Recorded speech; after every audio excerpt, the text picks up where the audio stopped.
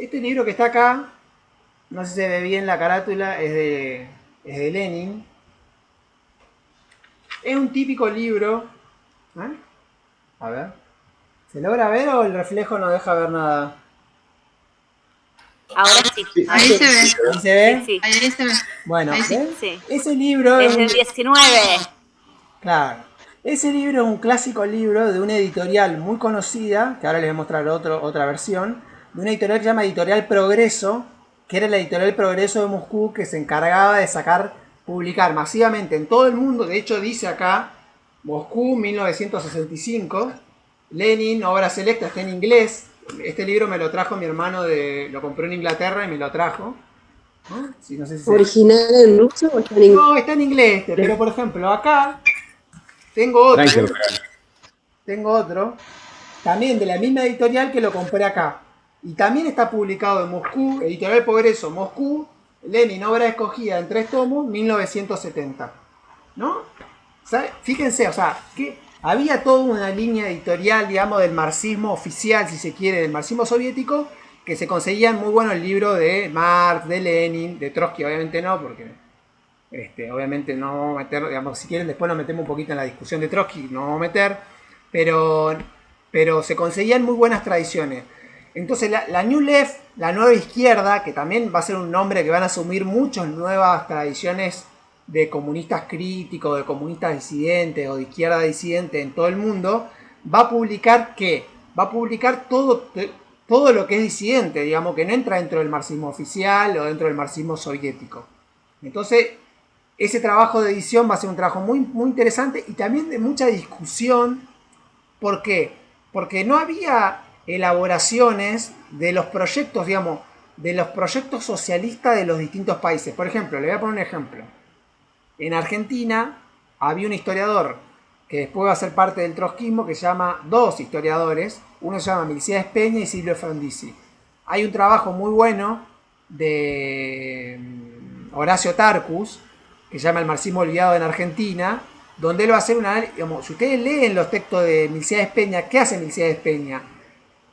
Vuelve a hacer un análisis, digamos, de la historia argentina sobre una base de una perspectiva marxista. ¿Polemizando con quién? Con otro marxista, o semi-marxista o nacionalista, digamos, de izquierda, que va a ser Puiggrós, el padre de la actual Adriana Puiggrós, la persona esta que sabe mucho de educación, etcétera, más del Partido Comunista. O sea, en todos los países del mundo hay una discusión de los grupos de la izquierda disidente tratando de readecuar el marxismo a las distintas tradiciones nacionales.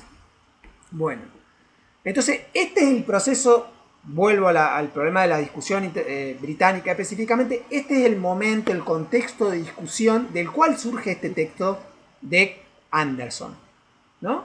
Él mismo está situado en esta generación de marxistas occidentales que más bien están situados más en la academia que en la política, más bien por fuera del movimiento comunista y por fuera de los movimientos obreros que dentro de los movimientos obreros, y que tienen que hacerse la pregunta sobre qué hacer sobre eso.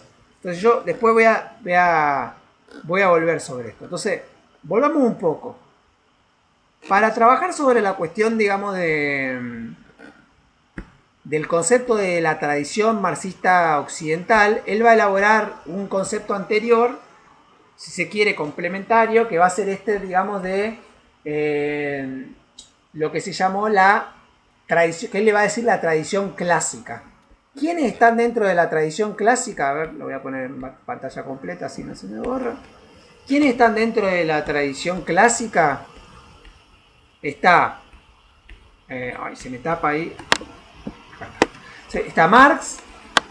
En principio Marx y Engels. Fíjense, siguiendo esta tradición que esta idea de que la base económica es la que determina la estructura política, que él hace una ubicación geográfica, ¿no? Entonces, Marx nace en el 18 y muere en el 83. Ayer fue el cumpleaños del natalicio de Marx, me parece. O la conmemoración de la muerte. Me parece que, no sé si el natalicio o la conmemoración de la muerte. Estaban todos matándose en Twitter por eso.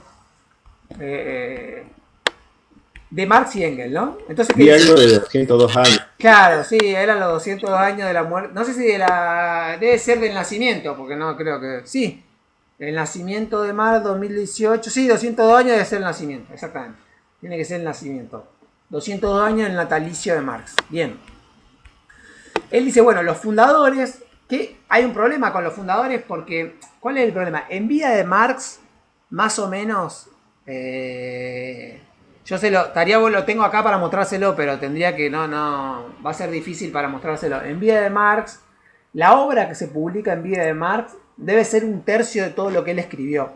Con furia debe ser un tercio, si no menos. Es decir, por lo menos tres cuartas partes de lo que él publicó, o por lo menos no sé, la mitad de lo que publicó, digamos, de lo que produjo a lo largo de su vida queda sin publicar. Entonces, también la tradición marxista va a ser en gran parte, digamos, una reelaboración o una reflexión acerca de la publicación de las obras póstumas de Marx, ¿no? Entonces Marx lo que publicó en vida es muy poco, son un conjunto de artículos periodísticos, el manifiesto comunista, el primer tomo del Capital únicamente, no publicó ni el tomo 2 ni el tomo 3, ni los trabajos preparatorios, ni el tomo 4 del Capital o el libro cuarto del Capital. Ustedes no sé si saben, por ejemplo, el Capital tiene el tomo 1, que es el proceso de la producción capitalista, el tomo 2, que se llama el proceso de la circulación capitalista, el tomo 3, si no me equivoco, es algo así como el proceso capitalista en su conjunto. Entonces, y aparte de eso tiene un tomo 4 que se llama La historia de la plusvalía, que son, digamos, es un tomo 4, pero al mismo tiempo son 3 volúmenes de un tamaño considerable. Y después están todos los materiales preparatorios de él que se llaman, son los famosos Grundrisse, ¿no? Entonces, fíjense, de todos esos materiales, que son libros enteros, completos, digamos, lo único que, o borradores muy avanzados, hasta el punto que se pueden leer, digamos, son borradores que uno los puede leer y les encuentra un sentido bastante sólido. Publicó solamente el tomo 1. Y después publicó libros como La lucha de clases en Francia, digamos, que se publicó en el 51, que era el balance de las revoluciones del 48, el manifiesto comunista, un libro muy pequeño que se llamaba La Sagrada Familia, que es anterior a la ideología alemana. Bueno, Engels había publicado la situación de la clase trabajadora en Inglaterra. Después hay otro libro que se llama El 18 Brumario de Luis Bonaparte. Y después, bueno, hay volantes, trabajos, digamos, internos de la Primera Internacional que publica Marx, pero no mucho más que eso. Después hay, por ejemplo, una enorme cantidad de correspondencia de Marx, que son libros, digamos, volúmenes enteros de correspondencia, que digamos, hay discusiones teóricas, discusiones políticas, discusiones históricas, etcétera, etcétera, que se publican, digamos, en todo el mundo, digamos, que tiene con un montón de trabajadores, de dirigentes socialistas de todo el mundo, que tampoco se publicaron, bueno, un montón de cosas.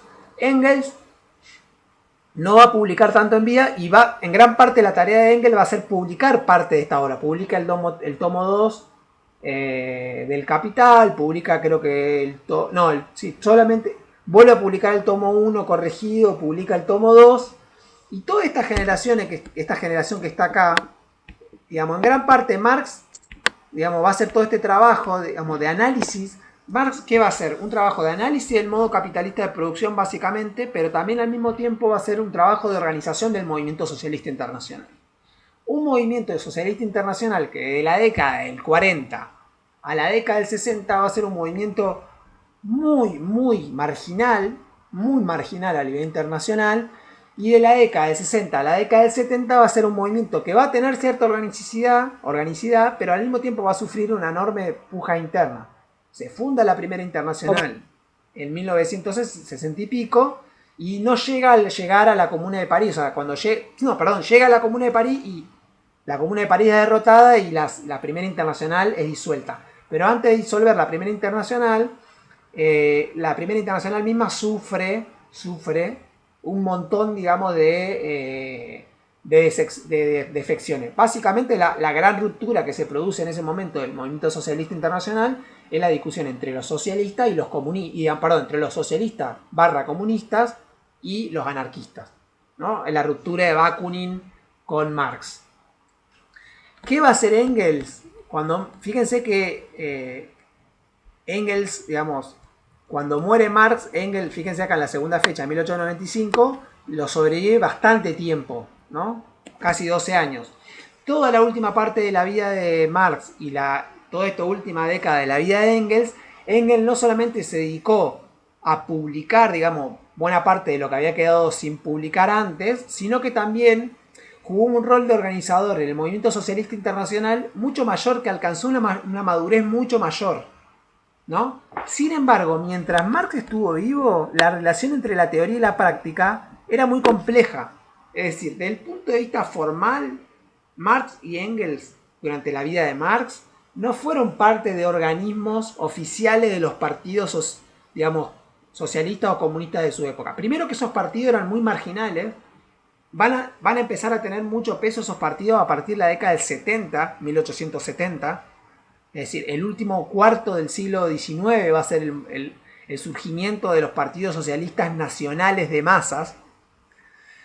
Y en ese movimiento el que más va a tener relevancia va a ser Engels, y Marx, digamos, va a ser una fuerza, digamos, como intelectual de referencia, pero tampoco era que los partidos socialistas de masas eran oficialmente marxistas, como van a ser los partidos comunistas de la Tercera Internacional.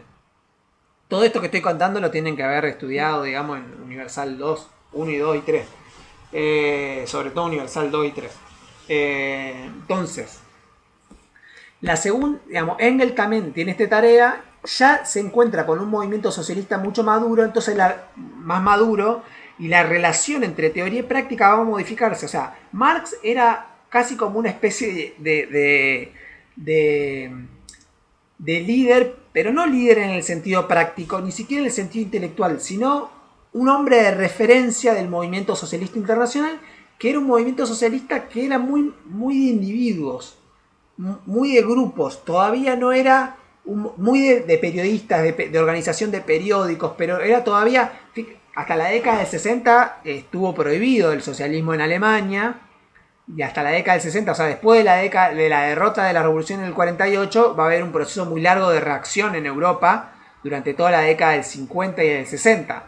Entonces, o sea, de 1848 en la revolución hasta el 51, la primavera de los pueblos, como dice Hobsbawm. Bueno, todo el proceso posterior va a ser un proceso posterior de mucho crecimiento del capitalismo, ¿no? La era del capital, pero al mismo tiempo, digamos, de reforzamiento, digamos, conservador, digamos, del capitalismo. O sea, es el momento donde la burguesía se vuelve una burguesía económica, digamos, se termina de fortalecer como clase dominante, digamos, pero al mismo tiempo abandona toda perspectiva de desarrollar una perspectiva democrática o radical, como había sido la Revolución Francesa. Por lo cual, digamos, es un proceso bastante complejo, digamos. Recién a partir de la década del 60 van a poder existir los partidos socialistas, y recién se van a consolidar en la década del 80 para adelante. O sea, cuando Marx ya estaba fallecido y está fuera del movimiento socialista. Engels va a ser un factor de influencia, pero sobre todo la segunda generación, la ven acá abajo que estoy destacando, Labriola, Merin y Kautsky, y Plejánov, Labriola en Italia, Merin y Kautsky en Alemania, Plejánov en Rusia, ¿no? Son, si se quiere, la generación que más va a articular, más todavía que Marx y Engels, una unidad entre teoría y práctica. Son hombres de partido que desarrollan la teoría.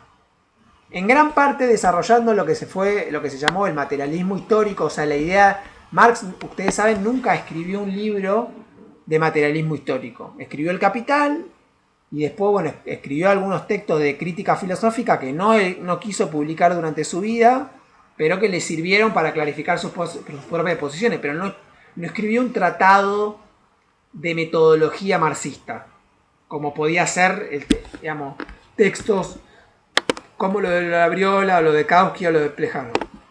Yo de Merin, lo último, de Labriola tengo un libro, de Kautsky he leído algunos artículos sueltos, y de Plejánov también, algunas cosas sueltas, y de Merin tengo un libro que en realidad es una biografía de Engels. Muy interesante, está bueno. ¿Qué más? Pero ya estos trabajadores, estos dirigentes estaban vinculados directamente. ¿Me escuchan o estoy hablando solo? Sí, te escucho. Se escucha. Se escucha. Bueno, No, lo que voy a hacer acá, voy a parar un minuto, voy a parar y así empiezo la grabación.